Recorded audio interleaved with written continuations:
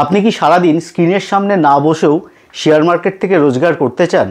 তাহলে কিন্তু ভিডিওটা আপনার জন্য। আমি দিবাকর, আমার চ্যানেল ট্রেড উইথ দিবাকরে আপনাদেরকে স্বাগত।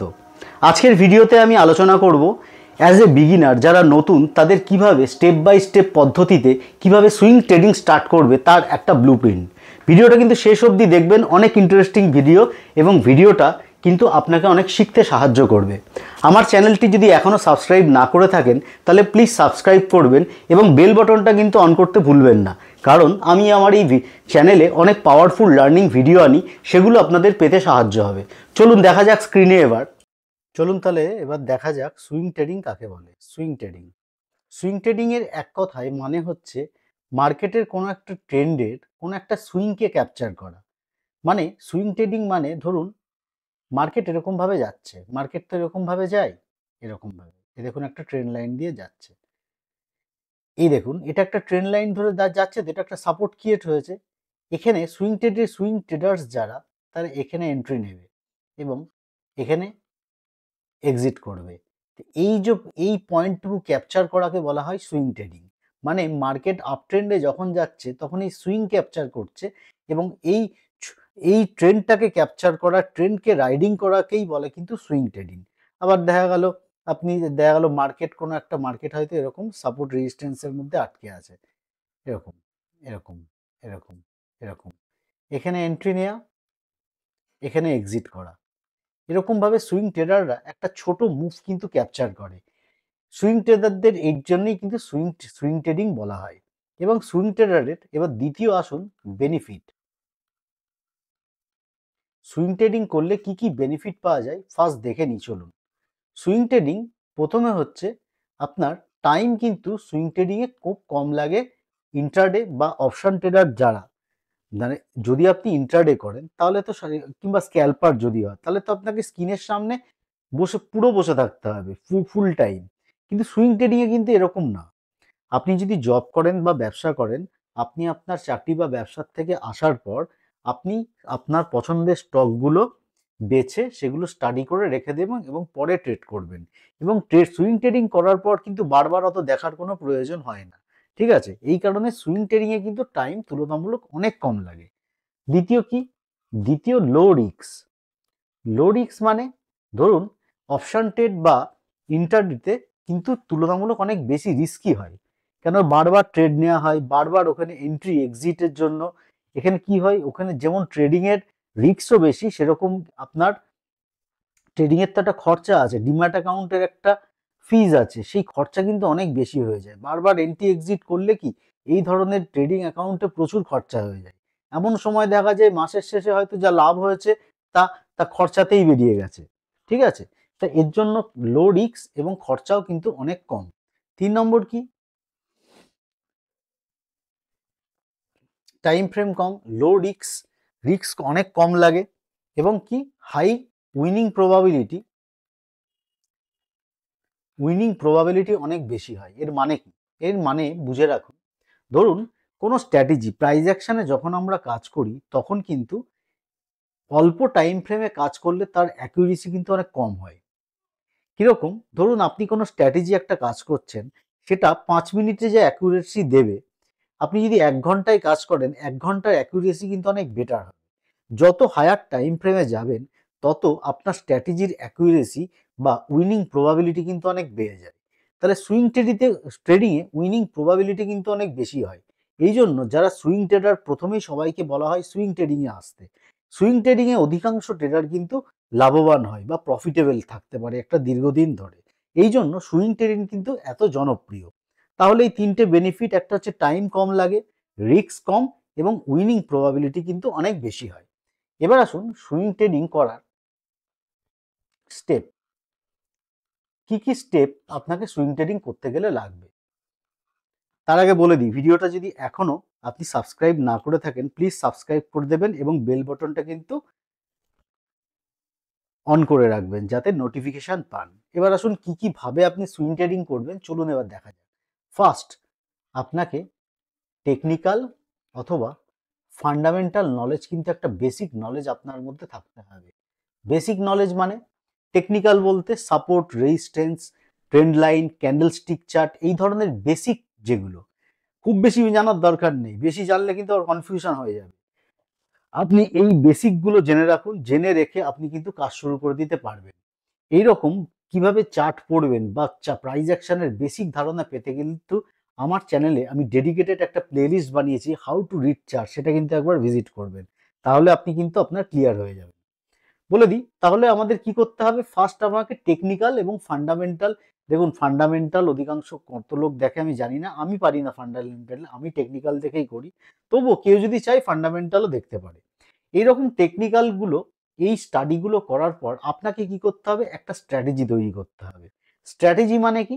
স্ট্র্যাটেজি মানে আপনি কোনো স্টক যখন নিচ্ছেন, কেন নিচ্ছেন, কখন এন্ট্রি করবেন, কখন এক্সিট করবেন, এবং তার স্টপ লস কোথায় হবে, এবং তার রিস্ক রিওয়ার্ড কি হবে, এর একটা রুল বেস, একটা কারণ, যে আমার এই মার্কেট যখন এই হলে, ধরুন আমি যেরকম নিই, মার্কেট যদি সাপোর্টে আসে আমি বাই করি, রেজিস্ট্যান্সে আসলে আমি সেল করি, আমি এটা করি, সিম্পল। সেরকম এখানে একটা রুল বেস ট্রেডিং তৈরি আপনার করতে হবে। তাহলে কি হবে, যখন তখন আপনি তো মার্কেটে এন্ট্রি এক্সিট করতে পারেন না, আপনার ইচ্ছা হলো এন্ট্রি করে নিলাম আবার এক্সিট করে নিলাম, এরকম হয় না। আপনাকে রুল বেস করতে হবে। এর জন্য কি, আপনাকে একটা স্ট্র্যাটেজি রেডি করতে হবে এই স্টাডিগুলো করে। এই স্ট্র্যাটেজিতে আপনার কিন্তু একটু প্র্যাকটিস করতে হবে, মিনিমাম 50টা ট্রেড অল্প টাকা দিয়ে প্র্যাকটিস করতে হবে, ব্যাক টেস্ট করতে হবে, এবং তার প্রতি যখন আপনি এখন প্র্যাকটিস করবেন না, এই স্ট্র্যাটেজির প্রতি আপনার একটা আলাদা কনফিডেন্স তৈরি হয়ে যাবে। আপনি বুঝতে পারবেন এই স্ট্র্যাটেজি কখন কাজ করে বা স্ট্র্যাটেজির উইনিং প্রবাবিলিটি কতটা। মানে 10টা বার যদি ট্রেড করা হয়, আমি হয়তো এই স্ট্র্যাটেজিতে 8বার জিততে পারি। তা সুতরাং এইভাবে রিস্ক রিওয়ার্ড সেট হয়ে যাবে। এবং এই স্ট্র্যাটেজি ওরিয়েন্টেড আপনি যে স্ট্র্যাটেজি কাজ করেন সেই স্ট্র্যাটেজিতেও কাজ করতে পারেন, অথবা আপনার যদি রেডিমেড স্ট্র্যাটেজি চাই, তাহলে আমার চ্যানেলে ভিজিট করবেন, সেখানে কিন্তু প্রাইস অ্যাকশনের ওপর সিম্পলি বিগিনারদের জন্য প্রচুর স্ট্র্যাটেজি আছে, সেগুলো একবার দেখে নেবেন। চলুন তাহলে, তাহলে কি, আপনাকে স্ট্র্যাটেজি আগে তৈরি করতে হবে, সেই স্ট্র্যাটেজিতে প্র্যাকটিস করতে হবে। এবার 2 নম্বর কি, দেখুন 2 নম্বর কিন্তু খুব ইম্পর্টেন্ট, এগুলো কিন্তু নোট করে রাখবেন, না হলে পরে কিন্তু ভুলে যাবেন। Risk and money management. এটার মানে কি, শুধু শুধু স্ট্র্যাটেজি জানলাম, রিস্ক রিওয়ার্ড করলাম, তাহলে তো হবে না। আপনাকে রিস্ক আর মানি ম্যানেজ করতে হবে। এই মানি ম্যানেজ করা শিখতে হবে আপনাকে। এটার মানে, ধরুন আপনি এখানে 1 লাখ টাকা নিয়ে আসলেন, 1 লাখ টাকা নিয়ে আসলেন, আপনি ভেবে নিলেন 1 লাখ টাকা, আপনাকে তার আগে ডিসাইড করে নিতে হবে আমি কতটা রিস্ক নেব। ধরুন আপনি 5% রিস্ক নিলেন, মানে 5,000 টাকা। এবার কি, এই 1 লাখ টাকা তো আর একটা স্টক কিনবো না, এই 1 লাখ টাকাকে আমরা ডাইভার্সিফাই করব। কিভাবে করব, মানে এই 1 লাখ বাই 5,000, পাঁচ, পাঁচটা ভাগ করব, তার মানে 20,000। আমি তাহলে এই 5টা পার্টে আমি কিন্তু 5 রকম স্টক সিলেক্ট করব। তার আগে স্টক সিলেক্ট করে প্রতি স্টক 20,000 টাকার ট্রেড নেব, এবং প্রতিটা স্টকে আমার 20,000 টাকার এগেনস্টে রিস্ক থাকবে কত, 1,000। তার মানে আমি যখন এই স্টকে এন্ট্রি নেব, এন্ট্রি নেওয়ার সময় 1,000 টাকা স্টপ লস থাকে, এটা নিয়ে কিন্তু আপনাকে আপনার কোয়ান্টিটি সেট করতে হবে। কোয়ান্টিটি কিভাবে রিস্ক স্টপ লসের এগেনস্টে সেট করতে হয়, এর জন্য নেক্সট একটা আমি ভিডিও বানিয়ে দেবো। তবু এটা খুব সহজ একটা বিষয়, আপনি একটু চিন্তা ভাবনা করবেন, তাহলেই আপনি বুঝতে পারবেন। 1,000 টাকা স্টপ লসের এগেনস্টে আমি কটা স্টক 20,000 টাকার কিনতে পারবো, সেটা আপনাকে চিন্তা ভাবনা করার পর কোয়ান্টিটি কিন্তু সেট করতে হবে। তাহলে এতে কি হবে, 1 লাখ টাকা যে আমি 20,000 টাকা করে ভাগ করে নিলাম, এতে ডাইভার্সিফাই হয়ে যাবে। যদি আমার দেখা গেল দেখা গেল 5টা স্টকই তো আর একসাথে লস দেবে না, আবার 5টা স্টকই একসাথে লাভও দেবে না। ধরুন আপনি 5টা স্টকে ইনভেস্ট করেছেন, তার মধ্যে 3টে স্টকে আপনার হয়তো 1:2 টার্গেট হচ্ছে, 1:3, মানে আপনি যখন 1,000 টাকা লস করছেন, তার এগেনস্টে লাভ করবেন কি 3,000 টাকা। তাহলে 3টে স্টক হয়তো আপনার লাভ দিল 9,000 টাকা, আর 2টো স্টকে আপনার স্টপ লস হয়ে গেল 1,000, 2,000। তাহলে আপনার নেট প্রফিট কত হলো, 7,000। এরকম ভাবে আপনাকে টাকাটা, আপনার 1 লাখ টাকা বা যে ক্যাপিটাল নিয়ে আপনি আসুন কেন, একটা বাস্কেটে কিন্তু রাখা যাবে না। ওটাকে 5 ভাগে ভাগ করে রাখতে হবে। এতে কি রিস্কটা কিন্তু অনেক কমে যায়, ডাইভার্সিফাই হয়ে যায়। এই গেল, তাহলে রিস্ক আর মানি ম্যানেজমেন্টটা আশা করি আমি বোঝাতে পারলাম। এবার আসুন,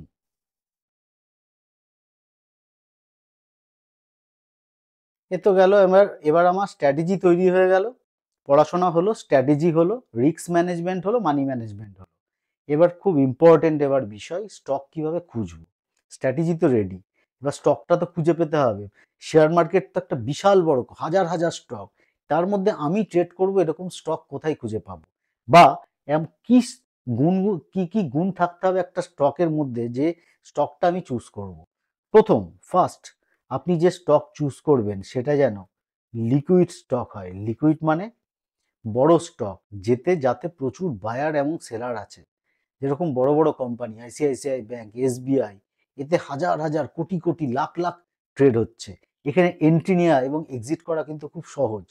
ঠিক আছে, এরকম ইললিকুইড স্টকও আছে যেগুলো দেখা গেল প্রচন্ড স্ক্যাম হয়, যেগুলো স্পেনিশ স্টক, যেগুলো লিকুইডিটি নেই, সেগুলোতে একটু অ্যাভয়েড আপনাকে করতে হবে, নাহলে টাকা হয়তো আপনার ফেসে যাবে।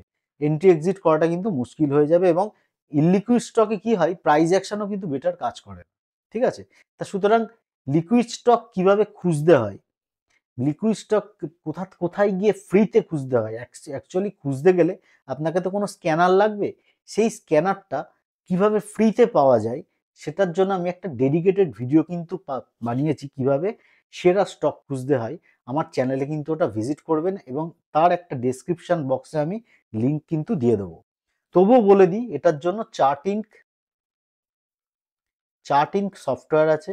সেখানে আপনি আপনার স্ট্র্যাটেজি যেটা তৈরি করেছেন সেরকম স্ট্র্যাটেজি অনুযায়ী আপনার স্টক কিন্তু তারা খুঁজে আপনাকে দিয়ে দেবে। ঠিক আছে, এবার আপনাকে চুজ করতে হবে। আমার মনে হয় এটা আমি অনেক করি, ফিউচার যাদের আছে, যে স্টকে ফিউচার এফএনও সেগমেন্ট আছে, এফএনও কাদের থাকে, এফএনও ব্লু চিপ কোম্পানি, বড় কোম্পানি ছাড়া এফএনও কিন্তু থাকে না। ছোটখাটো পেনি স্টকের কিন্তু এফএনও থাকবে না।